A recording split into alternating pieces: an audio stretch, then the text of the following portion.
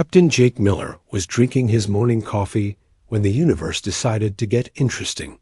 He sat in his chair on the bridge of the UCS Independence, watching stars drift past through the big windows.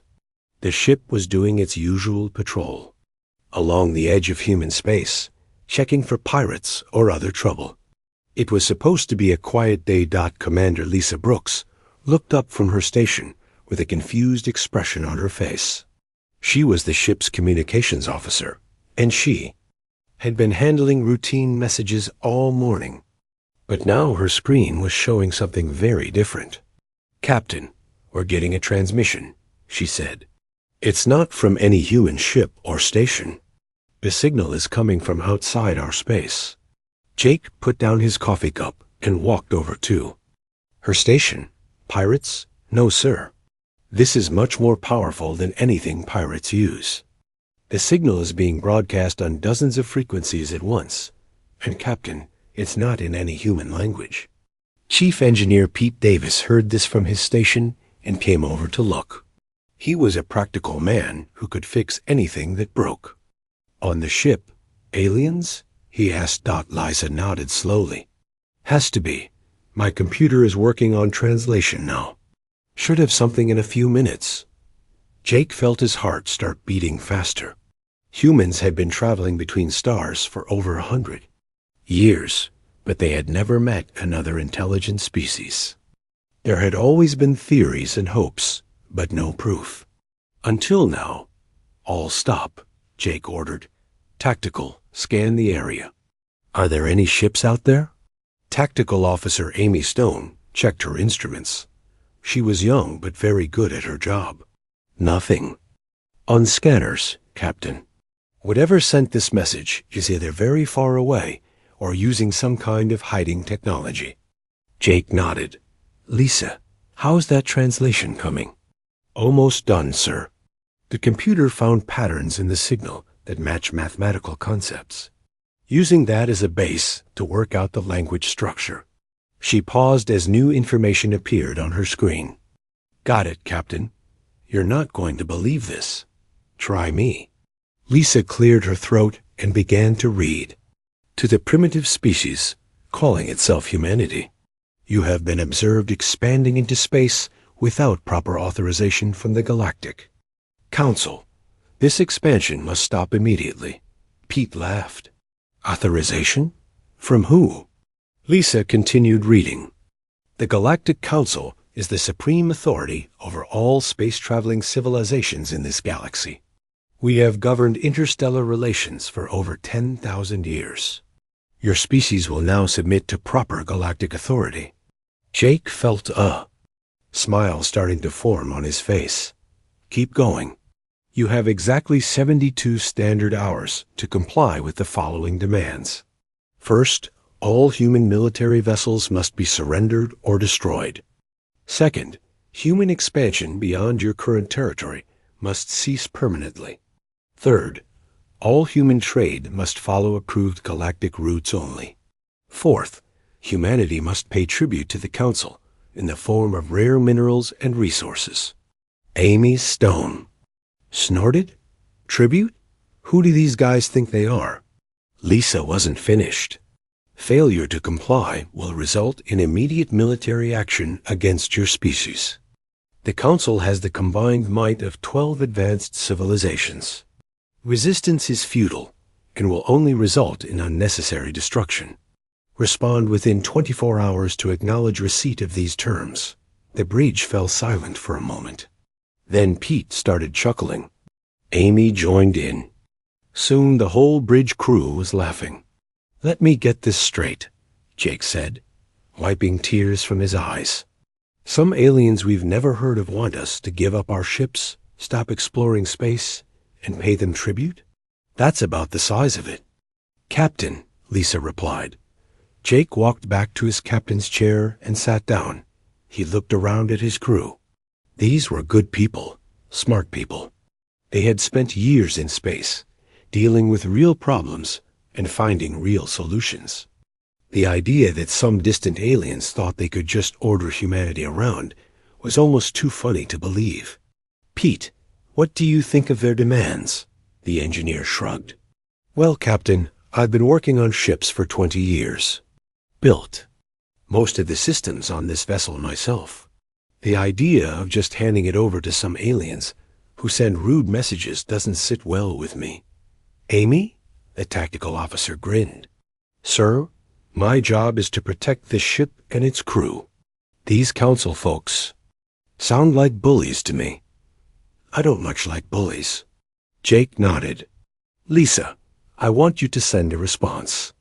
Keep it polite but firm. What should I say, Captain? Jake thought for a moment. Tell them that humanity appreciates their message and their generous offer to join their galactic community. However, we must respectfully decline their terms. We're quite happy being independent. Thank you very much. Lisa typed rapidly. Should I mention anything about their deadline? Sure. Tell them we'd be happy to meet with representatives of this galactic council if they want to discuss mutual cooperation. But make it clear that we're not surrendering anything to anybody. Pete raised his hand. Captain, should we call this in to Earth Command? Jake nodded. Absolutely. Send a full report. But I have a feeling this Galactic Council isn't going to just take no for an answer. They sound like the type who are used to getting their way. Amy checked her tactical. Display again. Still no ships on scanner, Captain. But if they're as powerful as they claim, they might have technology we can't detect. Maybe, Jake said. But you know what? I'm not particularly worried about it. Why not, sir? Jake smiled and picked up his coffee cup. Because in my experience, people who have to tell you how powerful they are usually aren't as tough as they pretend to be. Real strength doesn't need to make threats. Lisa finished the message and looked up. Response sent, Captain. Think they'll be angry? Probably, Jake replied. But that's their problem, not ours. The crew returned to their duties, but there was an excitement in the air now. After 100 years of traveling through empty space, humanity had finally made contact with other intelligent life. The fact that this first contact involved demands and threats didn't seem to bother anyone much. Jake finished his coffee and looked out at the stars again. Somewhere out there was a galactic council that thought it could order humanity around. He almost felt sorry for them. They had no idea what they were dealing with. Humans, after all, had never been very good at following orders from strangers. 3 days passed quietly aboard the UCS Independence. Captain Jake Miller had sent his report to Earth Command and received orders to stay in position and observe. The crew went about their normal duties, but everyone kept glancing at the scanner. Displays, wondering when their new alien friends would show up. They didn't have to wait long. Lieutenant Ben Clark was on duty at the tactical station when space itself seemed to tear open. Captain to the bridge, he called over the comm system. We've got incoming ships. Lots of them. Jake arrived on the bridge, still putting on his uniform jacket. How many is lots? Ben stared at his display in amazement. 212. Ships, sir. And they're big. Really big. The main screen showed space filling with alien vessels of every shape and size. Some looked like enormous crystals that sparkled with their own light. Others were sleek and reptilian, covered in scales that shifted color. A few appeared to be made of living metal that flowed and changed shape as they moved. Commander Lisa. Brooks whistled softly. Well, they certainly know how to make an entrance. The largest ship was easily the size of a small city. It had a long predatory shape with what looked like weapons ports running along its sides. Other vessels formed neat formations around it, creating a wall of alien technology that stretched across the viewing screen. Chief Engineer Pete Davis joined them on the bridge, wiping grease from his hands. Those are some fancy ships, he said. Look at all those lights and decorations. Must cost a fortune to keep them running. Amy Stone took over the tactical station from Ben. Captain, I'm reading massive energy signatures from the alien fleet. Their weapons are powered up, but they're Not targeting us yet. Any idea what kind of weapons they have? Jake asked. Energy-based, mostly. Some kind of plasma or particle beam system. The power readings are impressive, but the technology looks familiar. Similar to what we were using about 50 years ago. Jake raised an eyebrow. 50 years ago? Yes, sir.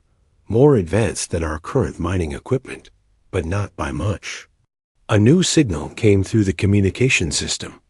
Lisa worked quickly to translate it. Incoming message, Captain. Same source as before. Put it on screen.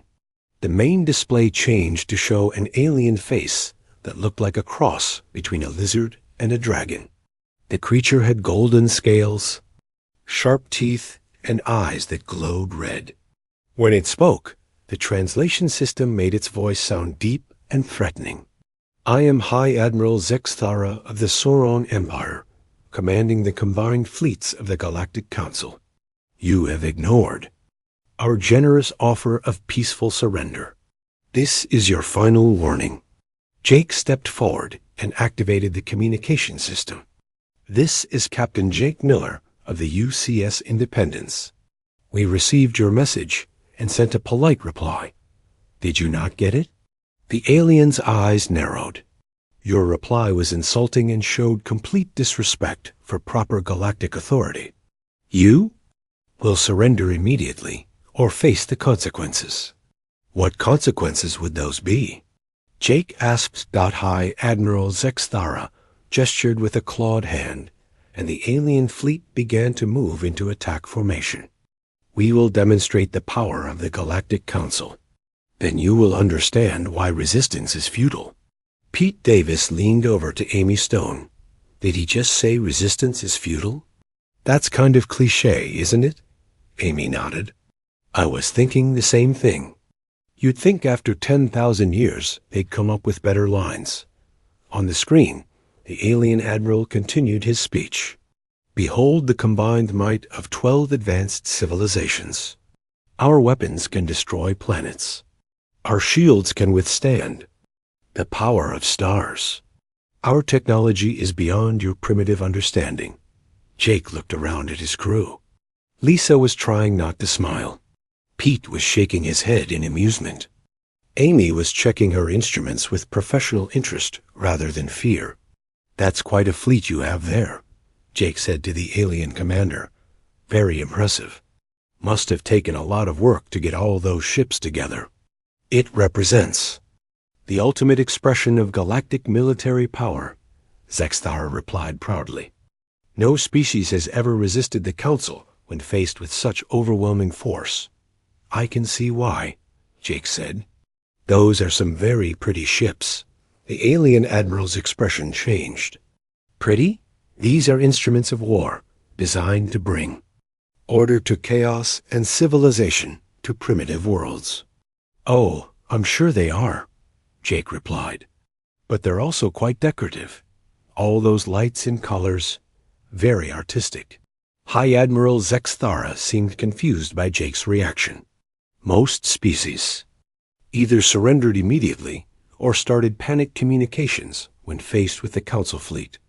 This human seemed to be treating the situation like a casual conversation. You do not seem to understand the gravity of your situation, the alien said. You are one small ship facing the might of the galaxy. Jake nodded thoughtfully. That's true.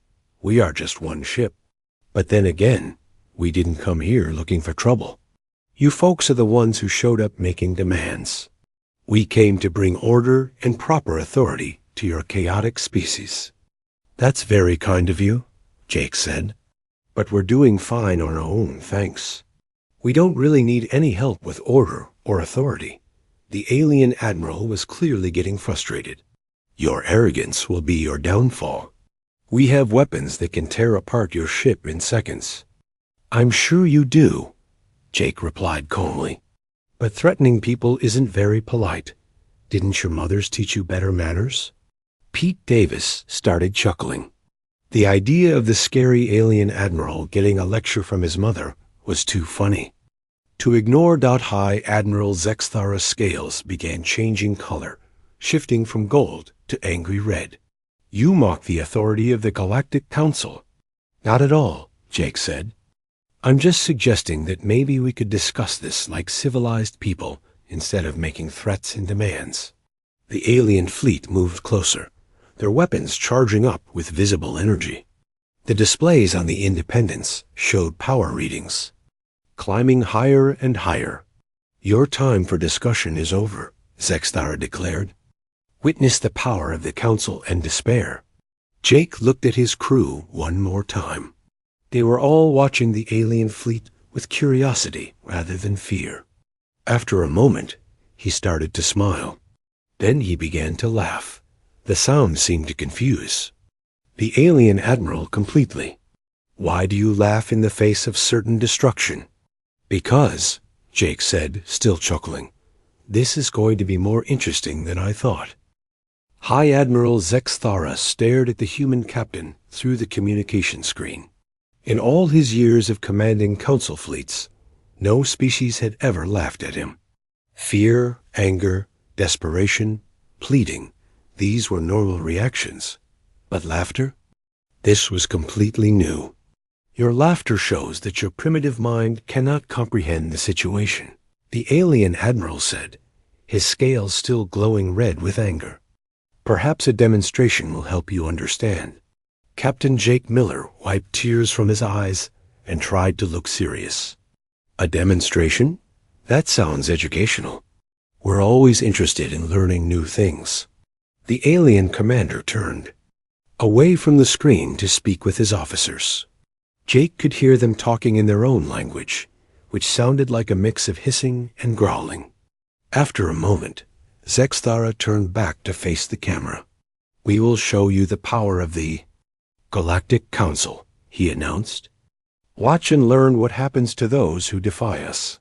The alien fleet began to move into a new formation.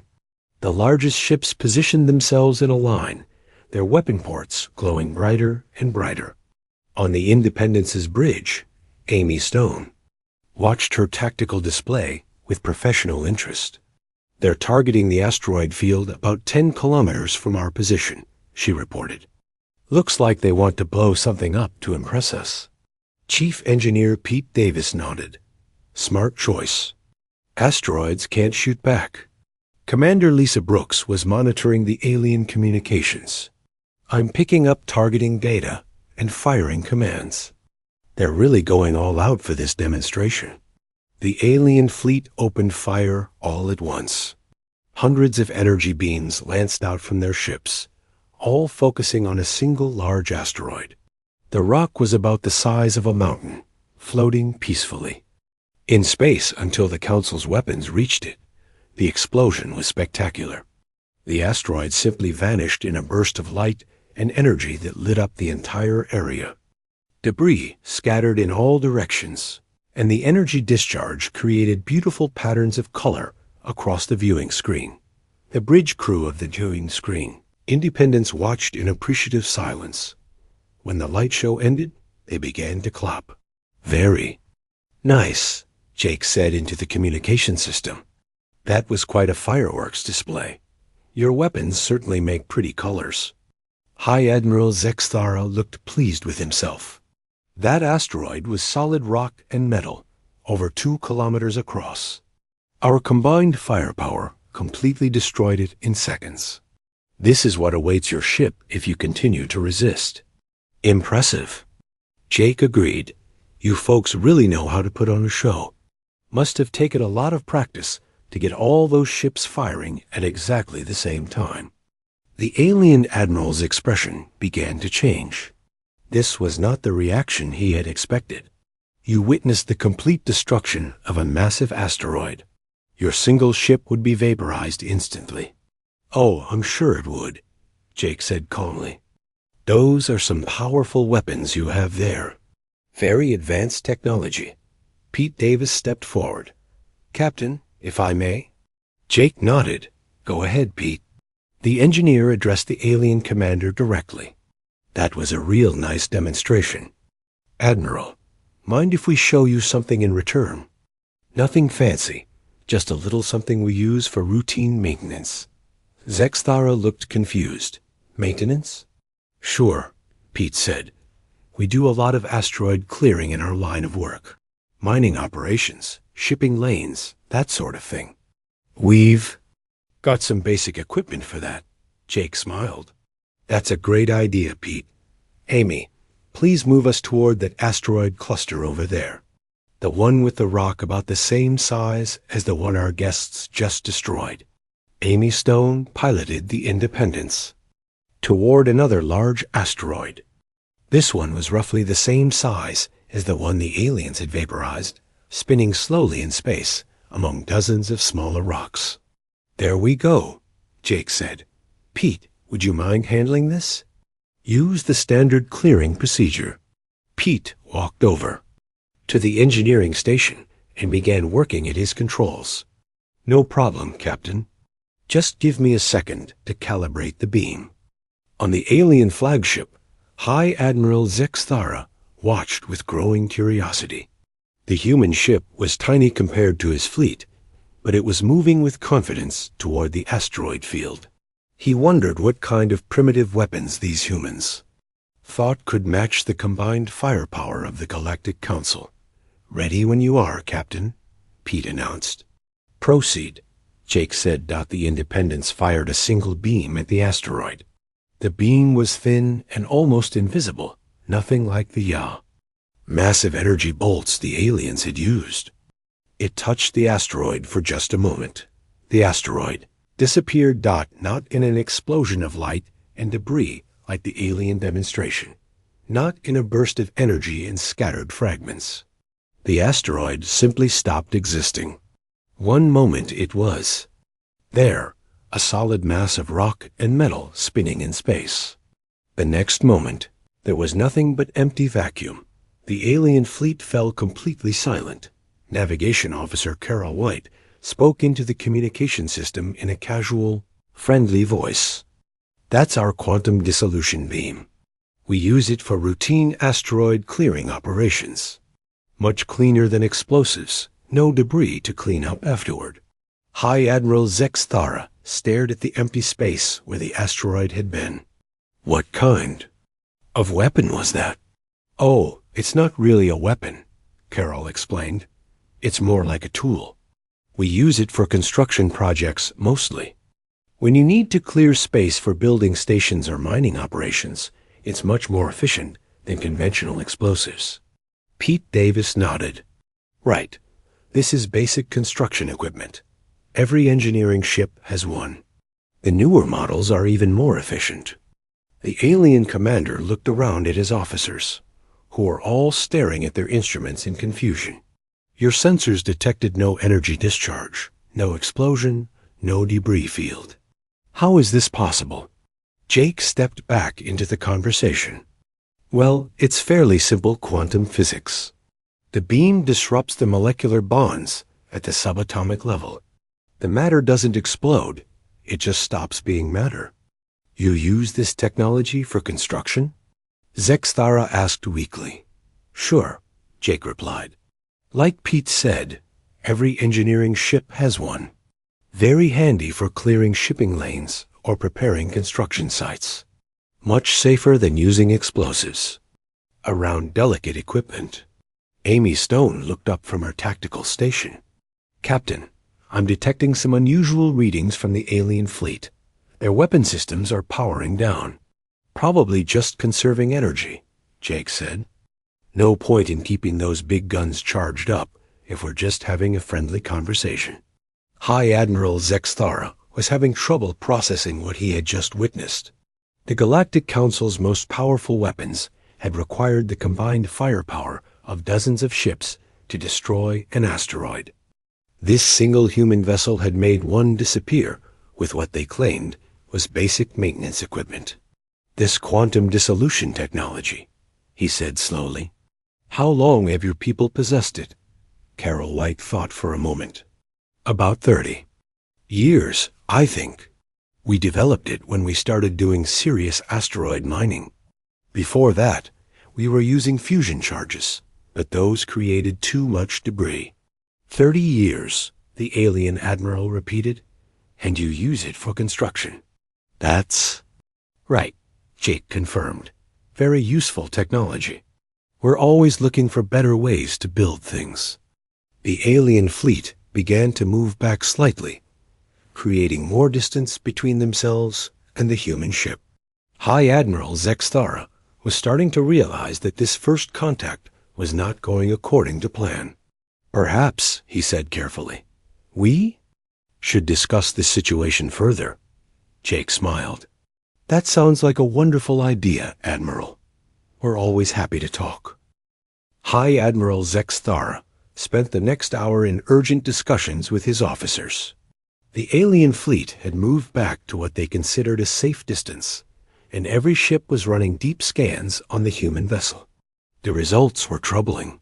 The human ship shows technology signatures we cannot identify, reported Science Commander Veltar of the Nexus Collective. Her crystalline form sparkled with nervous energy. Their power systems are completely unknown to us. Whatever they are using, it is not in our databases. The alien admiral looked at the small human ship floating calmly in space. It seemed so harmless, yet it had just demonstrated technology that made the Council's weapons look primitive. I request permission to board their vessel, Veltar said. We need to understand what we are dealing with. Zexthara considered this. It could be dangerous. We do not know what other surprises they might have. With respect, Admiral, we are already in danger.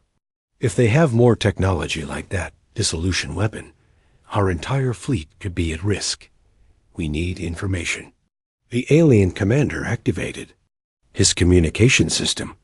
Captain Miller, we request permission to send a small delegation to your ship. We wish to learn more about your people and your technology. On the Independence's bridge, Captain Jake Miller looked at his crew. What do you think?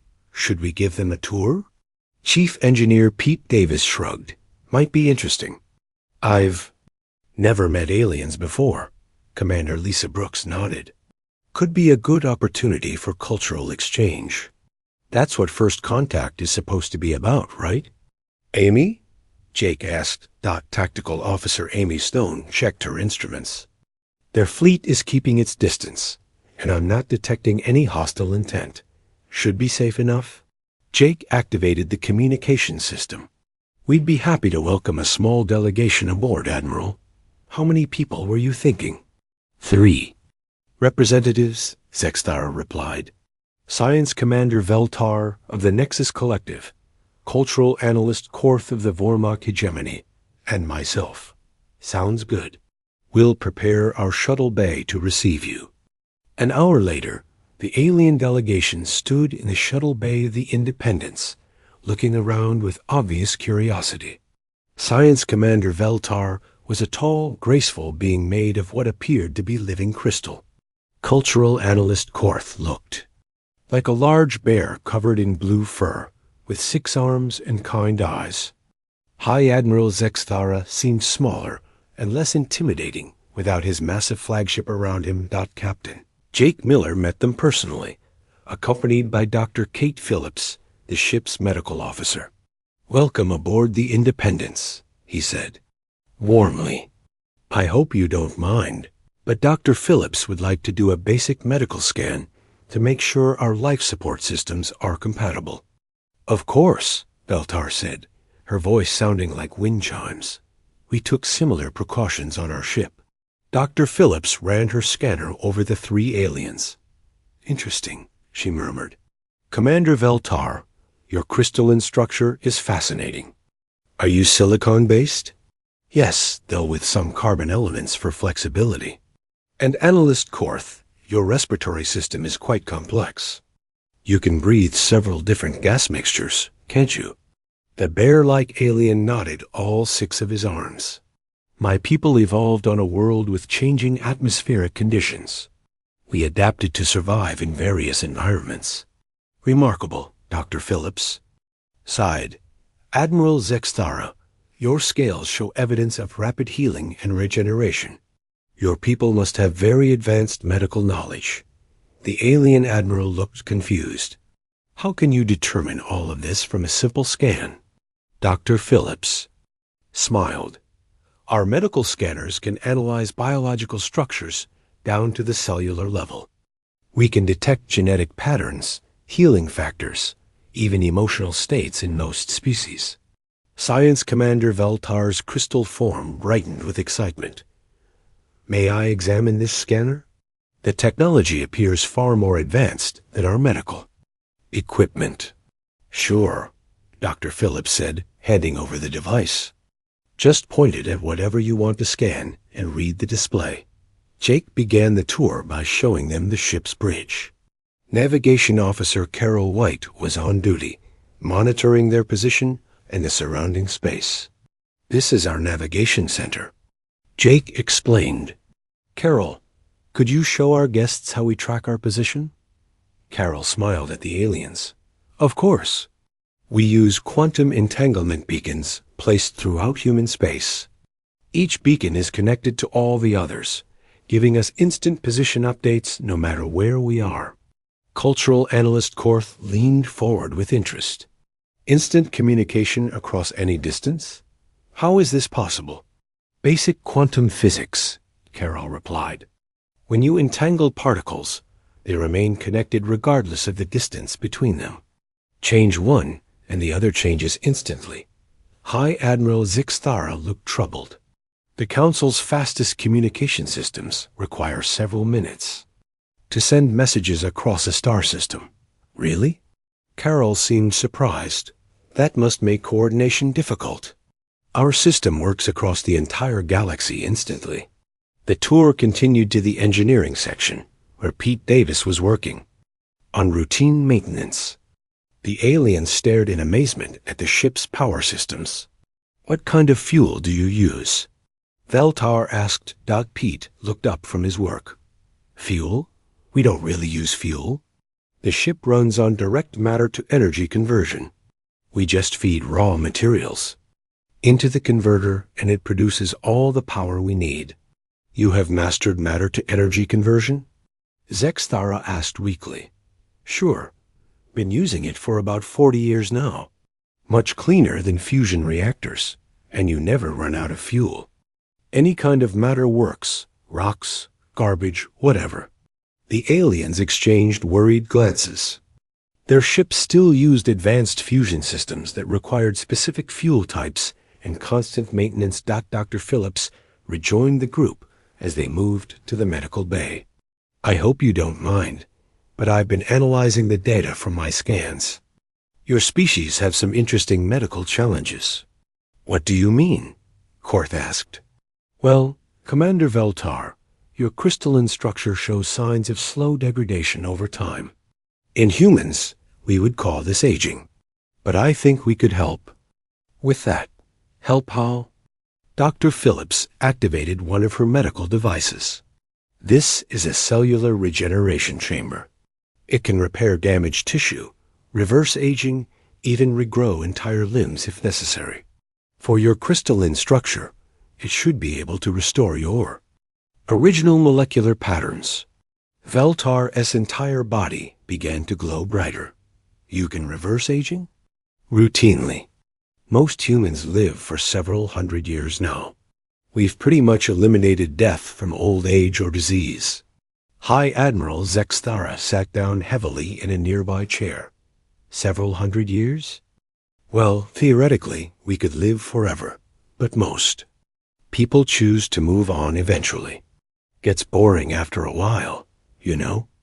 The alien admiral looked around at the medical equipment that could apparently work miracles, the engineering systems that converted matter directly into energy, and the navigation computers that communicated instantly across the galaxy. How? He asked quietly. How did your species develop such advanced technology? Lieutenant Commander Steve Johnson, the ship's science officer, overheard the question as he passed by. Oh, that's easy, he said cheerfully. We're really good at breaking things. Breaking things? Korth asked.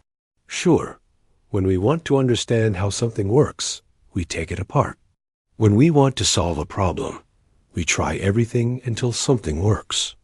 When we want to go faster or farther or do something impossible, we just keep experimenting until we figure it out.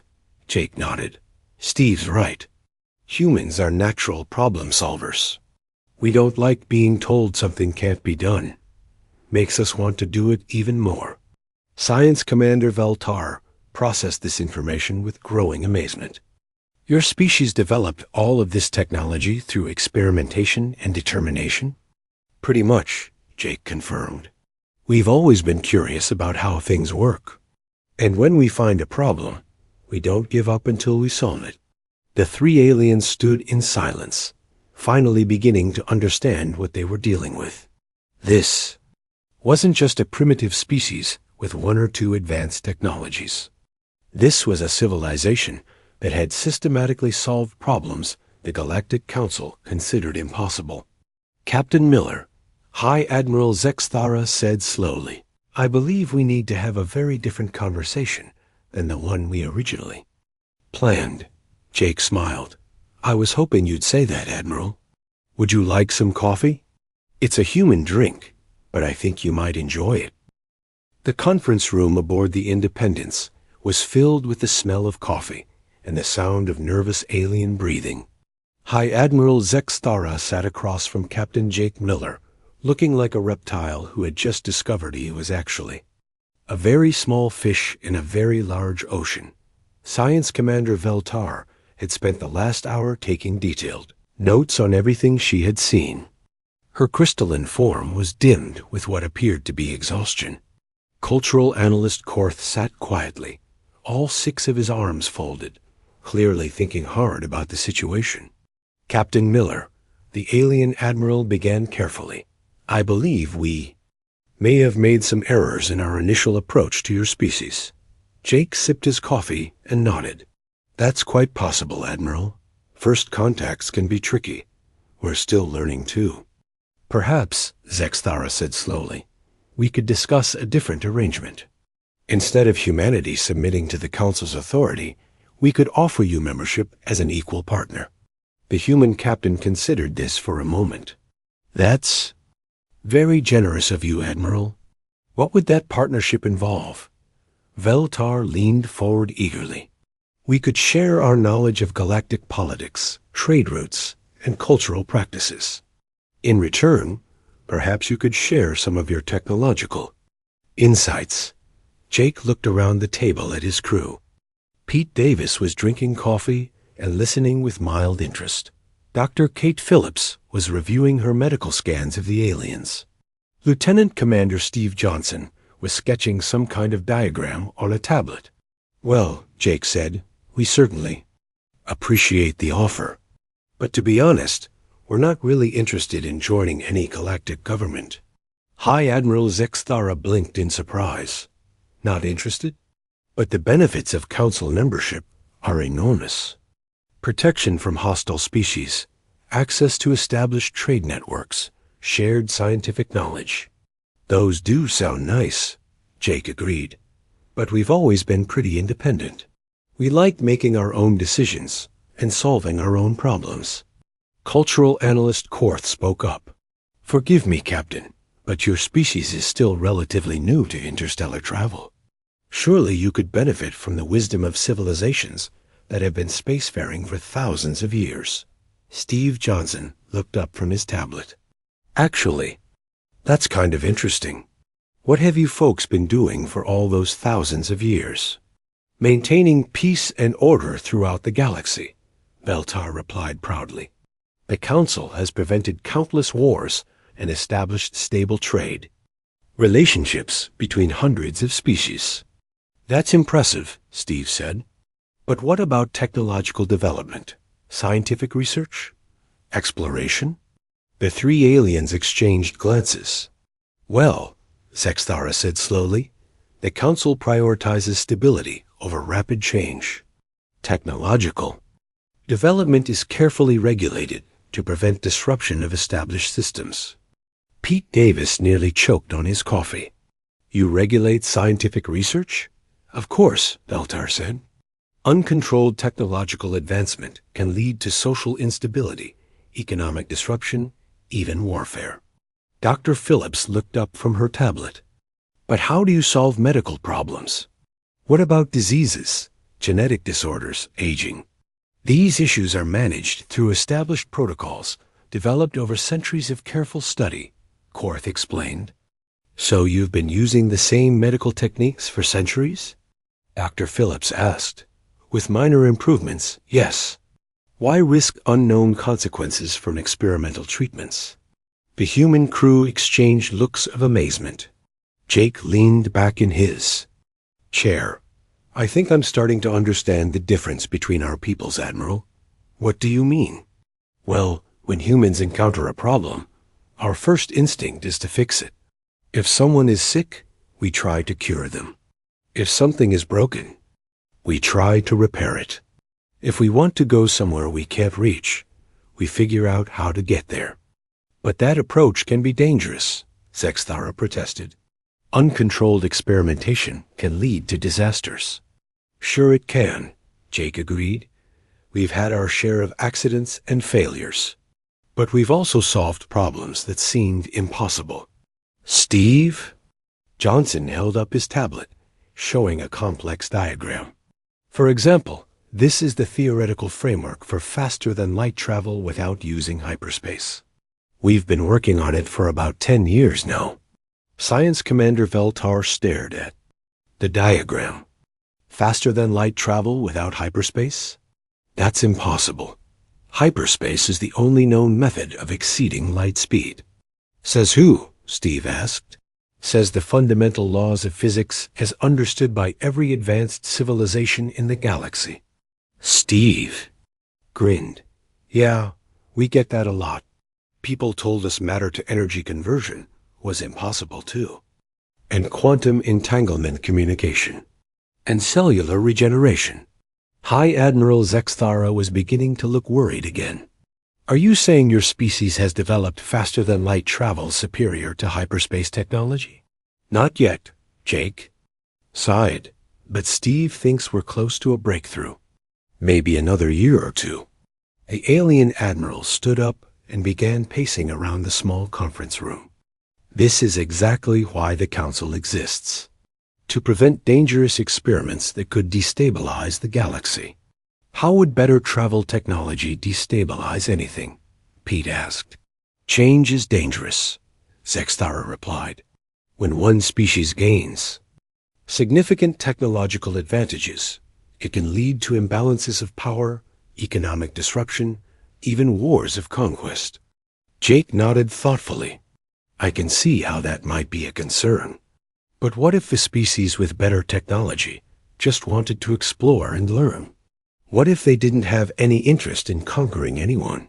All species seek power and dominance. Korth said firmly, it is the nature of intelligent life to expand and compete. Dr. Phillips laughed softly. Is it? We've been capable of destroying our own planet for over a century now, but we've never done it. We've had the technology to conquer other worlds for decades, but we've been more interested in exploration and scientific research. You have conquest technology? Veltar asked nervously. Well, sure, Pete said. If we wanted to take over other planets, it wouldn't be that hard. But why would we want to? We've got plenty of space and resources. And frankly, governing other people sounds like a huge headache. The three aliens sat in stunned silence. The idea of a species with superior technology that had no interest in conquest was completely foreign to their understanding of galactic politics. So, Jake said after a moment, while we appreciate your offer of council membership, I think we'll have to pass. We're quite happy being independent. But, Zexthara said desperately, surely you could benefit from cultural exchange? Scientific cooperation? Absolutely, Jake replied. We'd love to learn about your peoples and your cultures. And we'd be happy to share what we know about science and technology. Steve Johnson brightened up. Actually, that would be really useful. We're always looking for new perspectives on difficult problems. Dr. Phillips nodded. And I'd love to study the medical challenges facing different species. Maybe we could work together to find solutions. Science Commander Veltar's crystalline form began to glow with excitement. You would share your advanced technology freely? Sure, Pete said. Knowledge is meant to be shared. The more people working on problems, the better the solutions usually are. High Admiral Zexthara sat back down, looking overwhelmed. This is not how first contact is supposed to work. How is it supposed to work? Jake asked curiously. The superior civilization offers membership and protection to the inferior one. The inferior civilization accepts gratefully and submits to proper authority. Well, Jake said with a smile, I guess this first contact is a little different than usual. Chief. Engineer Pete Davis stood up and refilled his coffee cup. You know, Admiral, there's something you should probably know about humans. What's that? We don't really like the words superior and inferior when talking about people. We prefer to think everyone has something valuable to contribute. Cultural. Analyst Korth tilted his large head thoughtfully. Even species with primitive technology? Especially those, Dr. Phillips said. Some of our best medical discoveries came from studying how different cultures approached healing. You'd be amazed what you can learn from people who think about problems differently than you do. The alien delegation spent another hour discussing possibilities for cooperation and cultural exchange. When they finally prepared to leave High, Admiral Zexthara had one final question. Captain Miller, your ship is described as a patrol vessel. Is this representative of your military capabilities? Jake exchanged glances with his crew. The Independence is actually one of our older ships, Admiral. We use her for routine patrol duties because she's reliable and comfortable. Older ships? Veltar asked. About 15 years old, Pete confirmed. And newer vessels have significantly more advanced systems. More advanced than what we have seen here? Zexthara asked weakly. Oh yes, Steve said cheerfully. We've made some real breakthroughs in the last few years. The new ships are quite impressive. As the alien delegation prepared to transport back to their ship, Science Commander Veltar made one last request.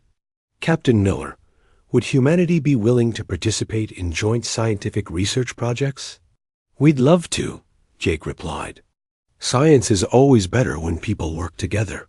High Admiral Zexthara paused at the doorway. Captain, I must ask, if